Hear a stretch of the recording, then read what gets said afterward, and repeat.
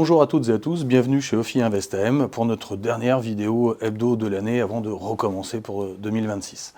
Alors on a eu une année 2025 assez extraordinaire pour la performance de l'ensemble des actifs risqués, et quand on voit la séquence d'événements qu'on a eu sur l'année, peu aurait parié peut-être sur l'arrivée des indices actions avec ce que, notamment outre-Atlantique, avec la mandature Trump, on a eu aux États-Unis. Alors maintenant, on est au dernier trimestre de l'année, que penser de 2026 ?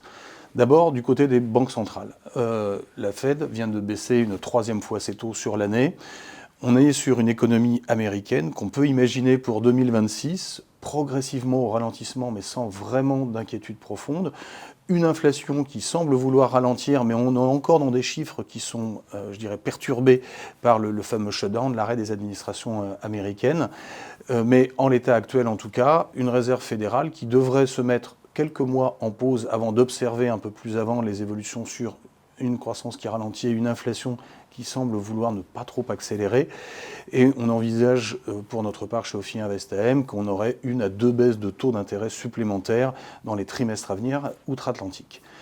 En Europe, la Banque Centrale Européenne a passé son tour, et même si Mme Lagarde annonce qu'elle est dépendante des données, on peut imaginer que le niveau de 2 est assez équilibré au regard de ce qu'on attend en termes de croissance, un peu plus de 1,2% de croissance l'année prochaine, et d'une inflation qui, elle, pour le coup en Europe, est vraiment très maîtrisée, renforcée par un euro qui s'est affermi contre dollar. Important, on en parle assez peu souvent, mais le Japon, au rebours des autres banques centrales, a continué de remonter ses taux d'intérêt, la Banque centrale du Japon. On peut probablement attendre encore 1 à 2 mouvements sur l'année 2026, même si le plan budgétaire qui est prévu par la nouvelle ministre méritera d'être étudié dans le détail pour pouvoir prédire ce que fera la Banque centrale. Un autre point important, outre-Manche, la Banque centrale d'Angleterre a baissé ses taux de 2,25 centimes, et compte tenu des prévisions en termes de croissance et d'inflation, on peut imaginer qu'il y ait d'autres mouvements à venir.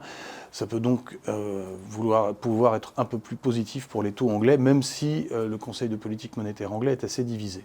Alors une fois qu'on a posé le cadre des banques centrales, on a des taux d'intérêt long terme qui se sont assez tendus sur la dernière partie de l'année, en particulier en Europe, en particulier sur l'Allemagne.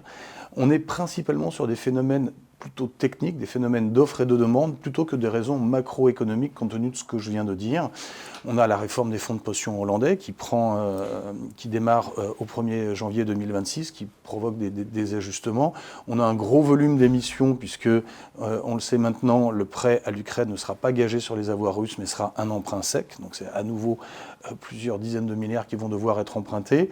Et l'Allemagne, qui doit devoir financer le grand plan qu'elle a annoncé en début de 2025, a annoncé vouloir émettre également sur la partie moyenne longue de la courbe, sur du 20 ans, alors qu'on l'attendait plutôt sur une partie où il y a plus de demandes, dans la zone 7-10 ans.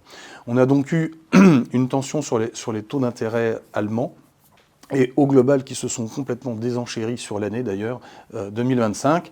On est sur des niveaux aujourd'hui qu'on trouve attractifs, et avec une pente où je dirais le portage commence à être assez attractif au regard de ce qu'on attend en termes macroéconomiques. Aux États-Unis, où le 10 ans américain est dans la zone des 4,15, 4,25, on est plutôt sur des niveaux où le portage devrait se dérouler dans les prochains mois, et si la Fed baisse effectivement comme on l'a annoncé, potentiellement, voire même un peu rebaisser sur la deuxième partie de l'année 2026. Sur les actifs risqués, on a un marché du crédit qui reste toujours très cher. On n'est pas fondamentalement inquiet sur les entreprises, mais on n'est plus tellement payé par la prime de risque, l'écart de rendement entre les obligations crédit et les obligations d'État. Et on préfère se mettre en retrait de ce marché en attendant des tensions qui pourraient être mises à profit sur les primes. Alors, du côté des marchés actions, on a eu une très belle année 2025.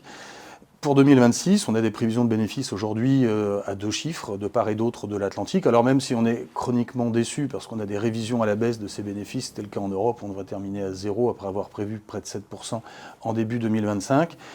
Ça a quand même délivré de l'autre côté de l'Atlantique. Alors certes, les bourses sont peut-être un peu chères, en particulier aux États-Unis, mais intéressant dans la composition des indices, si les 7 magnifiques restent aussi importantes en capitalisation, les prévisions de bénéfices sont beaucoup plus réparties sur l'ensemble des secteurs.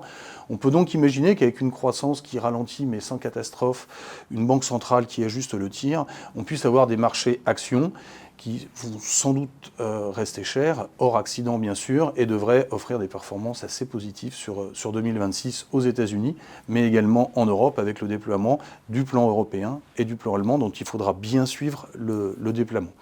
Un dernier point à scruter, évidemment, ça sera l'intelligence artificielle, en particulier aux États-Unis.